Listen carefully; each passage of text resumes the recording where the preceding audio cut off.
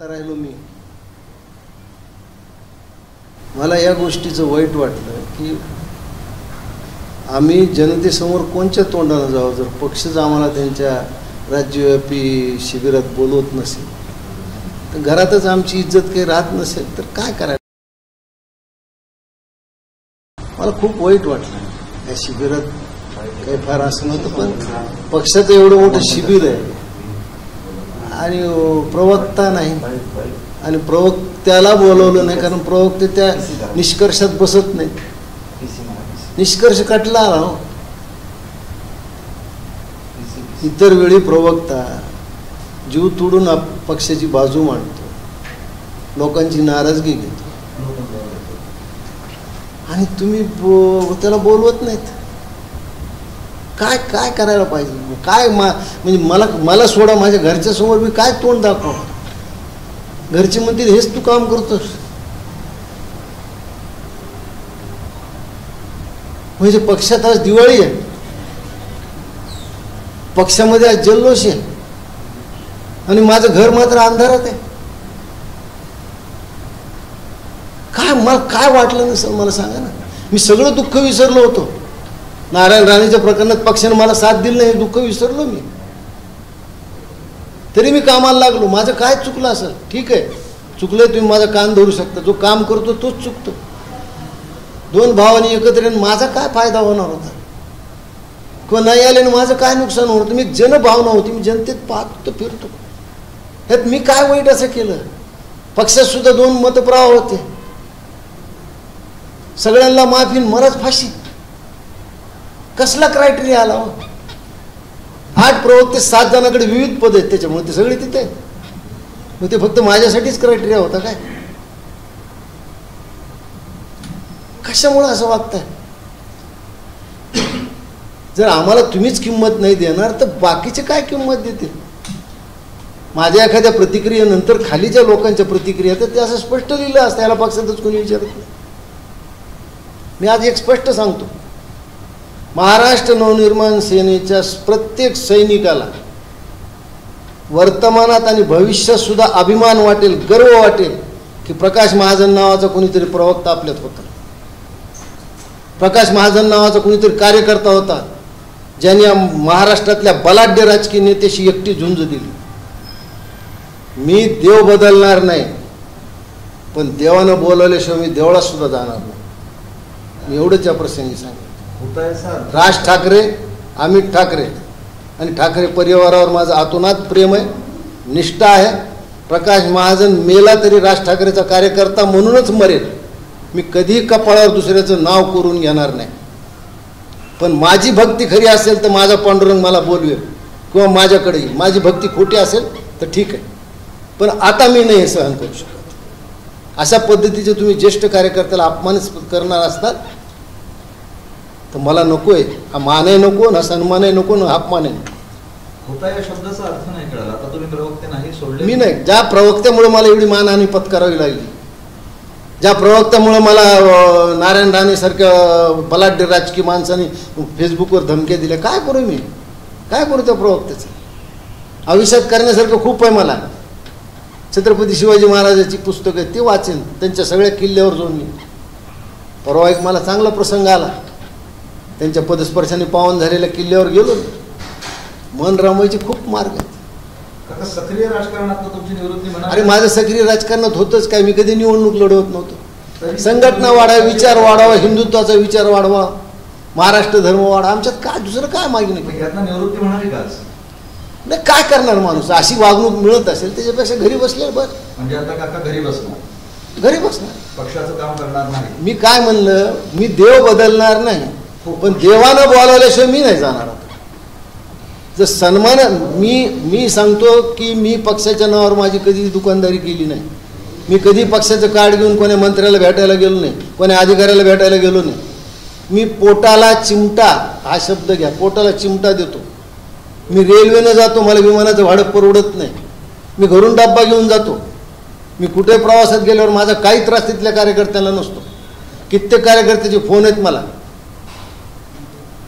इतकं प्रामाणिकपणे तळमळीनं काम केलं, मनापासून प्रेम केलं मी राज ठाकरेवर. आजही प्रेम आहे माझं.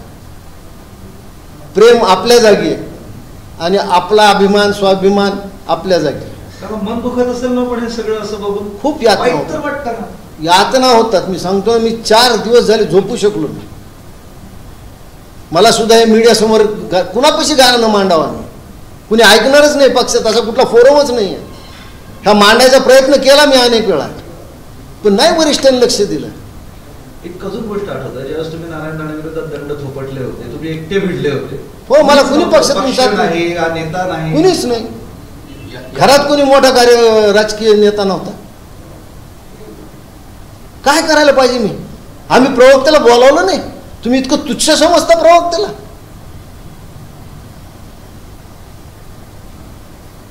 काय मला सांगायचं, पक्षच आम्हाला अशी वागणूक देत असेल तर आमच्या म्हणण्याला जग आणि समाज काय भाव देणार आहे?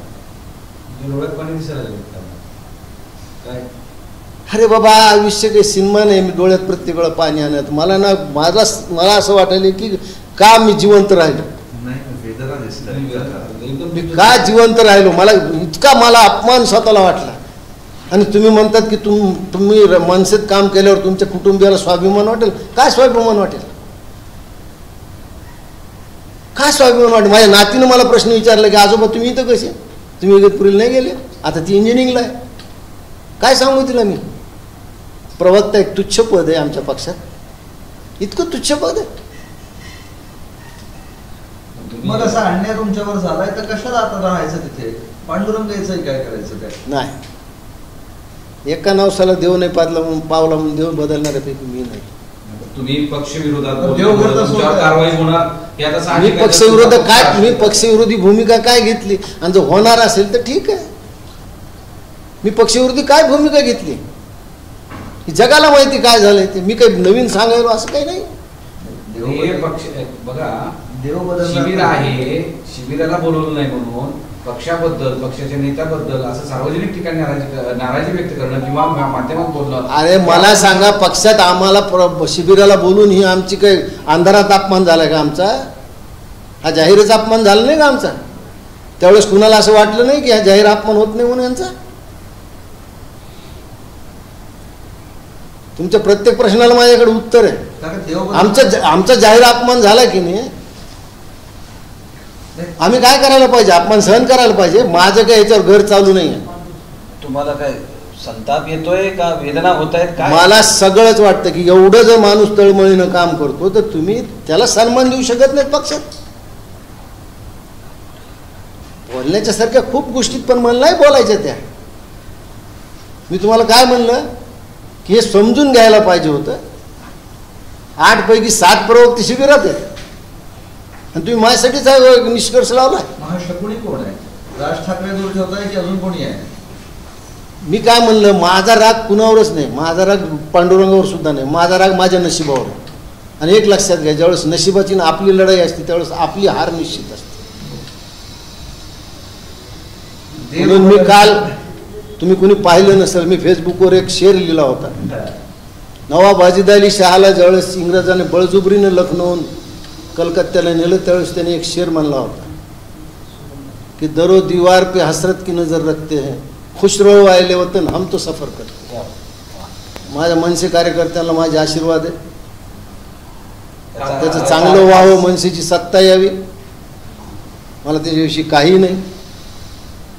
पण जिथं सन्मान नाही आहे, उपाशी राहू शकतो मी, हमाली करू शकतो, पण अपमान नाही सहन करू शकतो. हा अपमान आहे.